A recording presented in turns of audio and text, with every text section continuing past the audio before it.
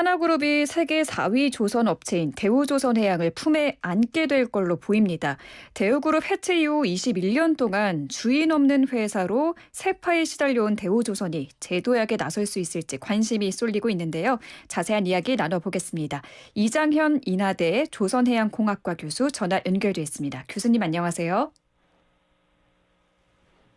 교수님? 네, 지금 전화 연결이 아직 안 된 것 같아서요. 잠시만 조금만 더 기다려 보겠습니다. 오프닝에서 제가 말씀을 드렸습니다만 아직은 이 한화의 인수가 확정된 게 아니라고 합니다. 아직 다음 달 17일까지 더 좋은 조건을 제시하는 인수자가 없으면 그때 한화그룹이 최종 인수자로 선정되는 거라고 하는데요. 과연 어떻게 대우조선해양의 미래가 펼쳐질지 지켜봐야 할 것 같습니다.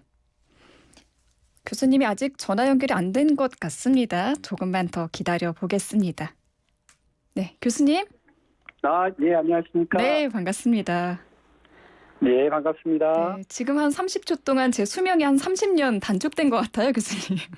그러셔요? 예. 네, 일단 지금 인수 방식을 보니까 2조 원의 유상증자 방식이더라고요. 이게 예. 어떤 방식인가요? 이건 유상증자니까 이제 돈을 내서 그만큼 주식 지분을 이제 늘리는 방식이니까 기존에 사실은 산업은행이 약 58% 지분을 가지고 있었지 않습니까? 네네. 그러면 유상증자를 하게 되면은 이제 뭐 신주가 발행이 되면은 이 주가 추가가 되는 거니까 산업은행의 지분 자체가 상대적으로 줄게 되고 네. 인수 기업이 지금까지 제가 알기로는 약 50%가 조금 안 되는 49% 정도로 지분이 늘어나게 된 걸로 알고 있습니다. 그러니까 어찌 보면 현재 산업은행이 약 50% 가지고 있다고 보면은 거의 뭐 한 2배 정도의 그 돈이 투자가 되지 않나 이렇게 보고 있습니다. 네, 그러니까 아직은 지금 한화의 인수가 확정된 게 아니잖아요. 네, 예, 그렇죠. 예, 스토킹 호스 방식으로 인수를 한다고 하는데 이게 어떤 방식인가요? 글쎄요. 그건 저도 기업 합병 문제에서 저도 그거는 자세히 잘 모르겠습니다. 죄송합니다. 예. 알겠습니다. 지금 대우조선 측은 대주주인 산업은행 결정을 따라야 하는 입장이기 때문에 별도의 입장을 내진 않았는데요. 예. 지난번에 과거에 현대중공업 그룹과의 합병도 시도를 했었잖아요. 그때와는 분위기가 좀 다른 것 같더라고요. 예. 사실은 이제 현대중공업하고 합병을 했을 때는 내부적으로 여러 가지 우려가 있었던 것 같습니다. 이제 동일한 기업이기 때문에 인력의 고용 승계가 이루어지지 않을 수도 있다라든가 또는 일부 사업은 축소를 한다든가 이래서 네네. 대우조선이 이제 흡수되는 상황이기 때문에 사실 그런 부분에서 많은 우려가 현실적으로 있었던 것 같습니다. 노조 입장에서는 그 구조조정 우려가 좀 컸겠네요. 예, 그렇죠. 구조조정이고 또 일반 생산직도 그렇지만 사실 이제 설계나 연구직도 마찬가지로 그런 우려가 실제로 내부적으로 있었다고 저는 그렇게 알고 있습니다. 그래서 그는 단순하게 구조조정의 문제가 좀 있었지 않나.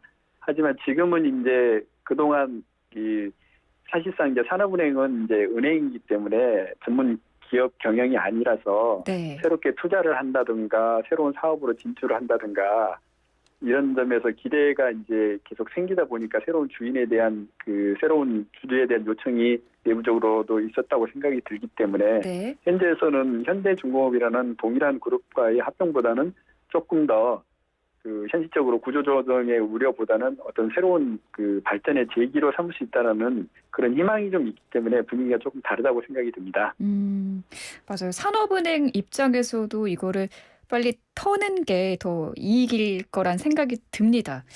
근데 한화의 인수까지는 남은 변수가 뭐가 있을까요? 지금 일각에서는 밀실 매각이다, 헐값 매각이다 이런 이야기도 있더라고요. 예.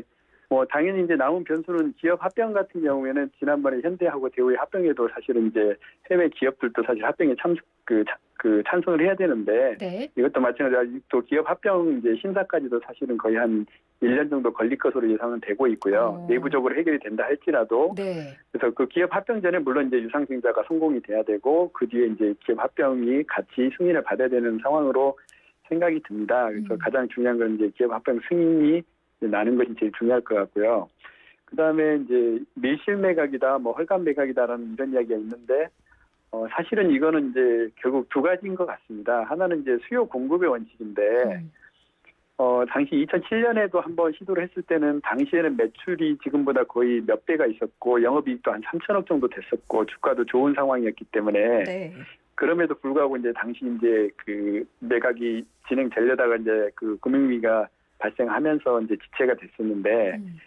지금 지금 만약에 이제 그 주가가 지금 떨어진 상태에서 만약에 또 값이 오르게 되면 인수자가 찾기 어려운 상황이 될 수도 있고 그러다 보면은 이제 또 지체가 될 수도 있고 그래서 결국 이거는 이제 경제 논리로 수요와 공급의 측면이 먼저 같이 작동을 하고 지금 마침 이제 그 값이 싸진 상태이기 때문에 그래서 새로운 주인이 나선 것이라고 그거는 경제 논리로 생각을 해야 될 것 같고요. 네. 또 하나는 이제 밀실이다 헐값이다 이거는 그 여러 가지 관점에서 당연히 나올 수 있는 이야기 중에 하나라고 생각이 듭니다. 하지만 저 일반적으로 봤을 때는 사실은 이러한 거는 어떻게 보면 정책적인 판단의 문제고 그건 산업은행과 지금 현재 정부가 이 대우조선을 어떤 식으로 할 것인지 과연 조금의 그동안 투자했던 돈보다 조금 덜 회수를 하더라도 기업을 살려서 고용이라든가 산업 활성화라는 측면에서 정책적인 판단이라고 했다고 생각이 들고 그 정책적 판단 안에 사실은 비용이 뭐 상당히 큰 비용이 포함되는 국가적 비용이 포함되지 않았나 이거는 순수하게 정책적 판단이라고도 생각이 듭니다. 그러니까 매각 가격이 2조 원대로 상당히 많이 떨어졌기 때문에 좀 논란이 그렇죠. 많이 되고 있는 것 같은데요. 지금 예. 나오는 기사들을 좀 살펴보면 대우조선 노조도 상당히 반발을 하고 있더라고요. 이유가 뭡니까? 사실은 이제 노조는 사실 이제 그 글쎄요. 이게 사실 이제 고용 승계가 사실 어찌 보면 가장 중요한 문제 같고 또 네. 노조가 어떤 속마음이나 의도가 있는지는 사실 정확하게 아직은 알려지진 않았지만 결국 이제 고용 승계 문제나 그다음에 또 향후에 이제 그 임금 협상이나 이런 문제에서 이제 종합적으로 어떤 전략적인 판단을 하신 걸로 생각이 듭니다.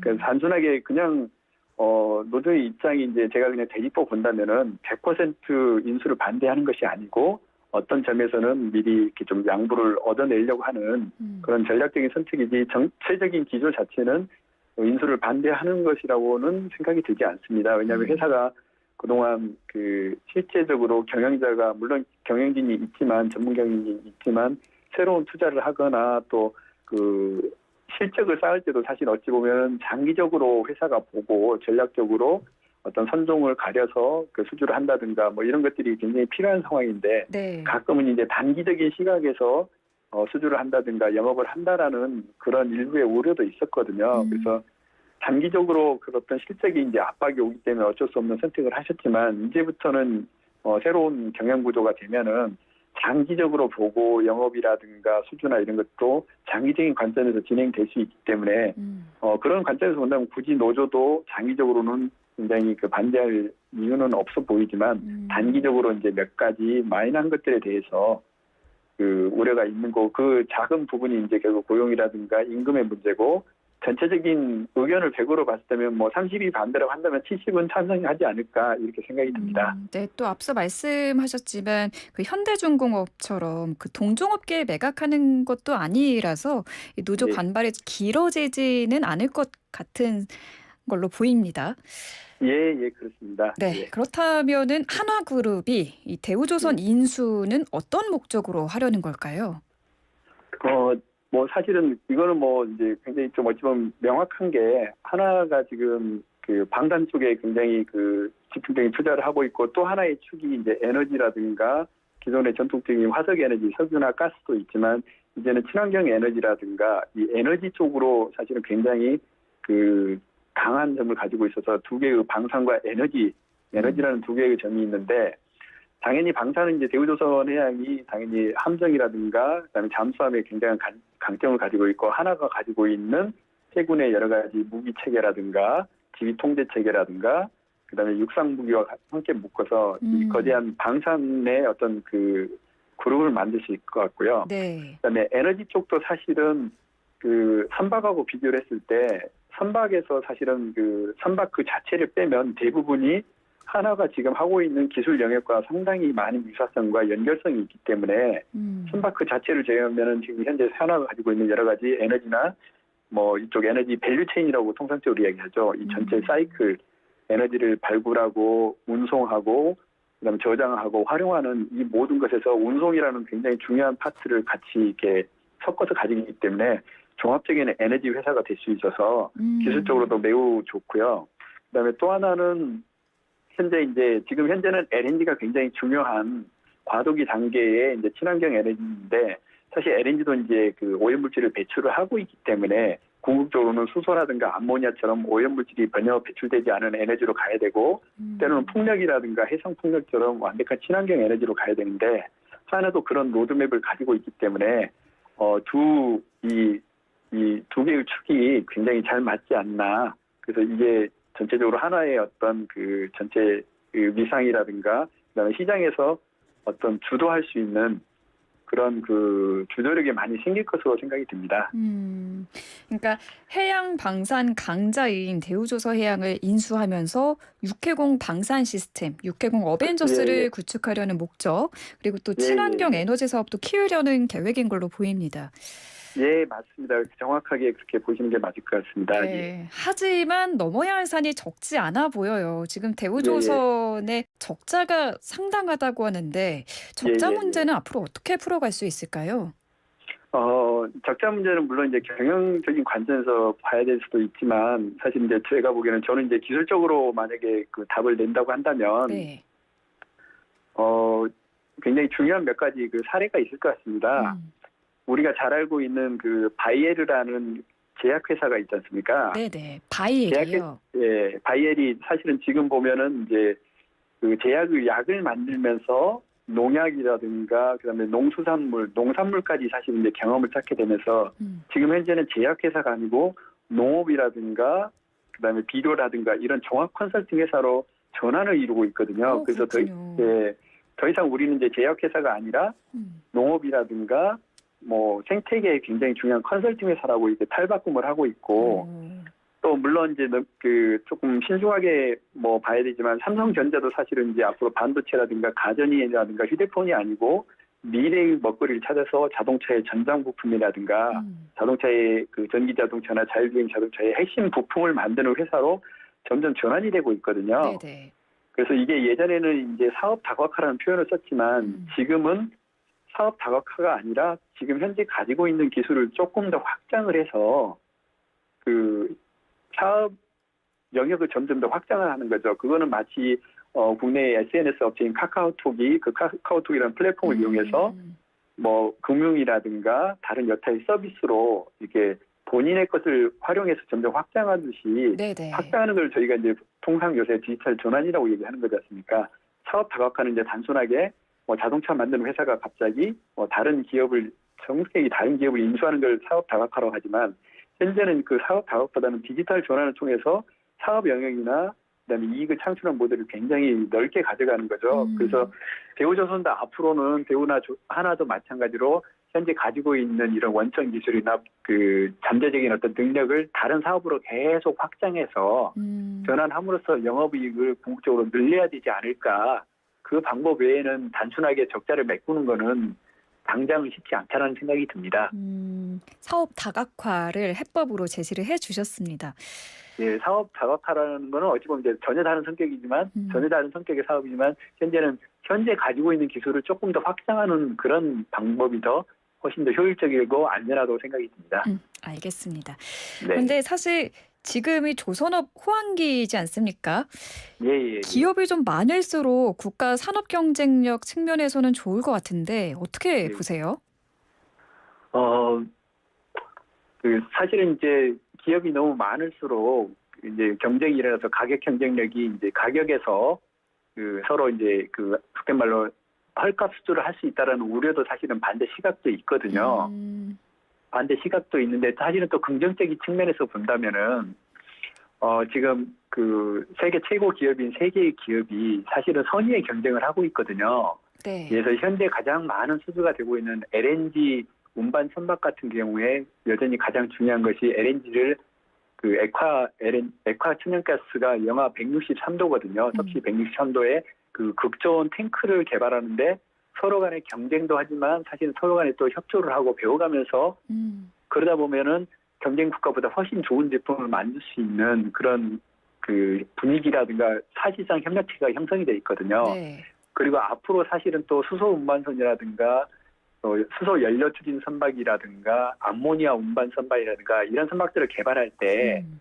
하나의 회사가 개발하다가 위험을 안을 수도 있고요. 하지만 아. 서로 같이 선의의 경쟁을 하다 보면은 서로 이렇게 경쟁은 하지만 또 서로 그 실패를 공유하면서 경쟁 국가보다 훨씬 더 빨리 더 좋은 제품을 만들 수 있기 때문에 기술적으로 본다면 오히려 이제 상승 작용이 일어날 것으로 생각이 들거든요. 네. 다만 우려가 되는 건 이제 그 수주를 할 때 서로 이제 경쟁이 붙다 보니까 저가로 수주할 수도 있는데 어찌 보면 이거는 세상사의 조선소 우리 국내 조선소의 문제라기보다는 경쟁 국가가 이제 워낙 싼 값에 수주를 할 수 있는 상황이기 때문에 이제 그거는 대외적인 이슈도 좀 있지만 그거는 이제 영업적인 측면에서 하지만 그 영업적인 측면에서 결정을 하셔야 될 것 같고요. 네. 조선소가. 하지만 중요한 거는 기술적으로 어차피 지금 현재 선박보다는 미래 선박이고 미래 선박을 개발하려면은 굉장한 위험이 있고 그 위험의 과정에서 이 조선 3사가 보이지 않게 협력이 돼서 오히려 훨씬 위험을 줄이고 빨리 개발해서 시장 주도권을 계속 지킬 수 있다고 생각이 듭니다. 그런 의미에서